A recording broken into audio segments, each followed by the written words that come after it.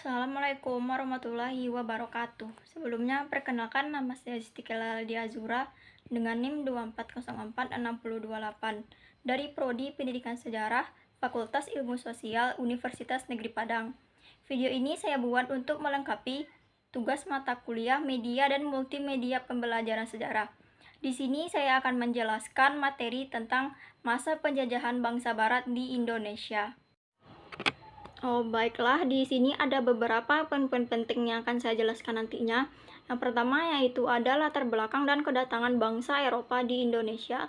Yang kedua, proses bentuk penjajahan di Indonesia.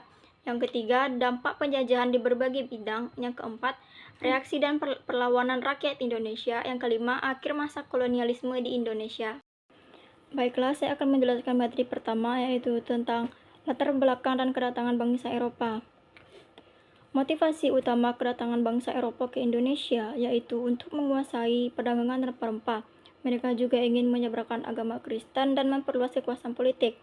Selanjutnya yaitu ada faktor utama kedatangan bangsa Eropa ke Indonesia dipengaruhi oleh kemajuan teknologi pelayaran seperti peta, kompas, kapal, dan navigasi.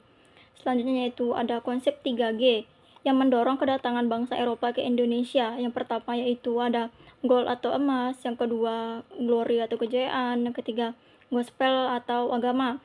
Selanjutnya yaitu ada tokoh penjajahan awal yang membuka jalur ke Asia adalah Vasco da Gama dan Alfonso de Albuquerque yang berasal dari Portugis. Baiklah, materi selanjutnya yaitu tentang proses dan bentuk penjajahan di Indonesia. Penjajahan dimulai dengan kedatangan VOC pada tahun 1602, yang dimana VOC memonopoli perdagangan rempah-rempah dan menguasai politik di Indonesia. Selanjutnya yaitu ada kebijakan VOC. Yang pertama yaitu monopoli perdagangan rempah-rempah yang merugikan pedagang lokal. Yang kedua, pelayaran bumi dan ekstirpasi yang berupa kekerasan dan pemusnahan tanaman rempah yang bukan milik Belanda. Contohnya itu seperti di Maluku. Yang ketiga yaitu administrasi kolonial yang membentuk sistem pemerintahan bergaya Eropa.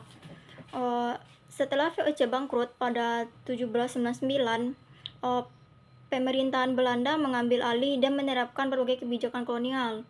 Yang pertama yaitu pada masa kebijakan Daendels pada tahun 1808 sampai 1811, yang dimana ia menerapkan kebijakan kerja paksa yang berupa pembangunan jalan raya pos dari Anyar ke Panarukan.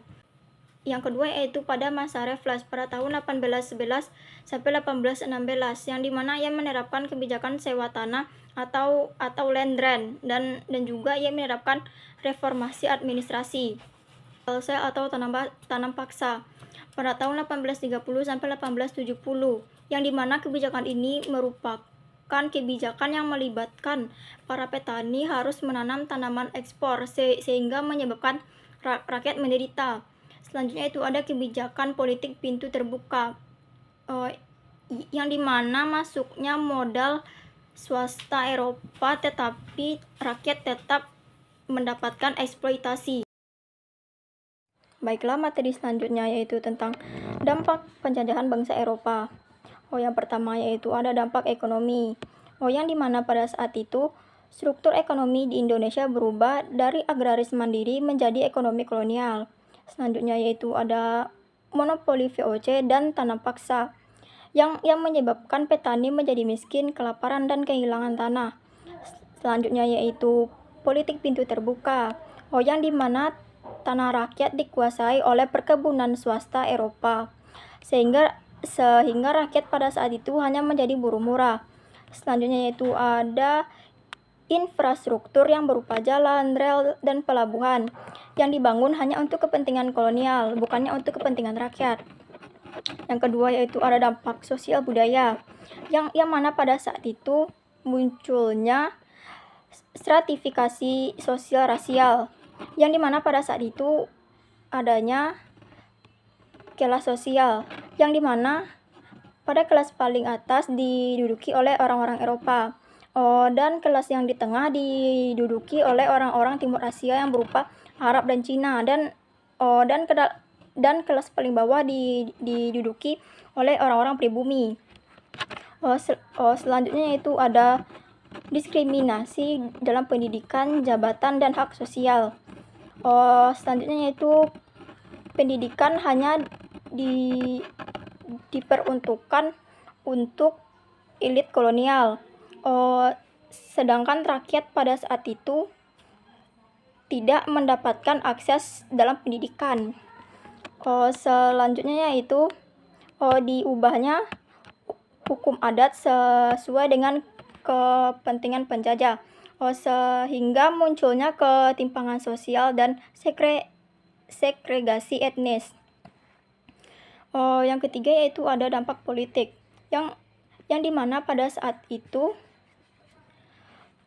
kerajaan lokal dihancurkan dan diganti oleh sistem pemerintahan kolonial yang berupa residen regen.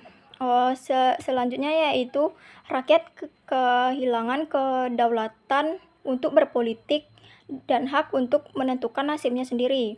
Selanjutnya yaitu warisan kolonial yang berupa sentralisasi kekuasaan dan birokrasi hierarki dalam sistem modern Indonesia. Baiklah, materi selanjutnya yaitu tentang reaksi dan perlawanan rakyat.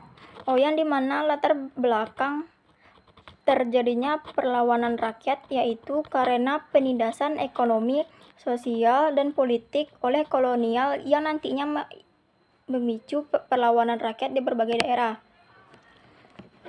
Yang dimana bentuk dari perlawanan rakyat itu yang pertama ada perlawanan fisik, yang dimana perlawanan ini bersifat kedaerahan dan menggunakan senjata yang dipimpin oleh tokoh adat atau agama. Contoh dari perlawanan fisik ini yaitu seperti Perang Batak yang terjadi pada 1878 sampai 1907. Yang dimana pada saat itu dipimpin oleh Sisinga Maharaja yang ke-12, yang dimana ia menolak kolonialisme dan misi Kristen. Dan juga ada beberapa contoh perang lainnya yaitu berupa Perang Aceh dan Garut, yang dimana pada perang itu menunjukkan semangat adat, agama, dan nasionalisme. Selanjutnya yaitu ada perubahan strategi, yang dimana pada perubahan strategi ini muncul gerakan nasional modern yang dipimpin oleh kaum terpelajar. Dari kaum terpelajar inilah nanti terbentuknya organisasi seperti Budi Utomo pada tahun 1908, Sarekat Islam pada tahun 1912, dan Indich Partij pada 1912. Yang dimana nantinya pada organisasi-organisasi ini hanya berfokus pada politik, pendidikan, media, dan diplomasi sebagai sarana perjuangan. Selanjutnya itu ada perlawanan budaya dan perempuan, yang dimana perlawanan ini terjadi melalui sastra, simbol, dan media. Contohnya yaitu seperti Taj as-Salatin dan Firasat. Yang dimana nantinya pada perlawanan ini ada juga tokoh-tokoh perempuan seperti Rohana Kudus dan Rasima Ismail yang berjuang lewat pendidikan dan pers. Materi selanjutnya yaitu tentang akhir dari penjajahan. Yang pertama yaitu ada politik etis pada awal abad ke-20. Politik etis merupakan kebijakan balas budi Belanda setelah kritik atas eksploitasi kolonial. Selanjutnya itu ada 3 pilar utama dari politik ini. Yang pertama yaitu ada edukasi, irigasi, dan emigrasi. Selanjutnya itu ada tujuan, yang dimana politik ini bertujuan untuk memperbaiki kesejahteraan rakyat pribumi, namun tetap untuk kebijakan kolonial. Selanjutnya itu ada dampak penting, yang berupa munculnya generasi terpelajar seperti guru, dokter, dan intelektual, yang dimana nantinya mereka akan menjadi pelopor penggerakan nasional seperti Budi Utomo dan Sarekat Islam.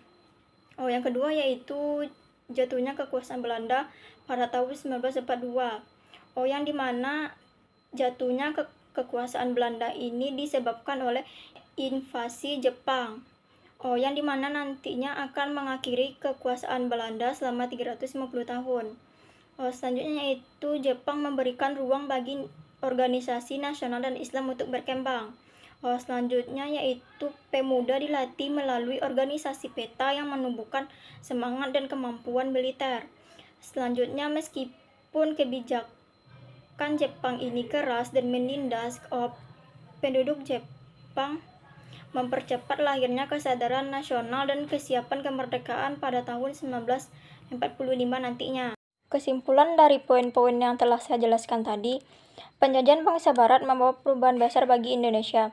Walaupun awalnya bangsa Eropa datang untuk berdagang, kemudian mereka menguasai politik dan ekonomi Indonesia. Sistem tanam paksa, kerja paksa, dan monopoli rempah-rempah sangat merugikan bangsa Indonesia. Namun kondisi ini juga memicu kesadaran rakyat untuk melawan. Munculnya organisasi modern, tokoh-tokoh terpelajar, dan dukungan semangat nasionalisme pada masa Jepang akhirnya membawa Indonesia menuju kemerdekaan pada 17 Agustus 1945. Penjajahan memang menyakitkan, tetapi dari sanalah muncul semangat perjuangan dan persatuan bangsa. Sekian materi dari saya. Mohon maaf apabila ada kata-kata yang salah. Wabillahi taufiq wal hidayah. Wassalamualaikum warahmatullahi wabarakatuh.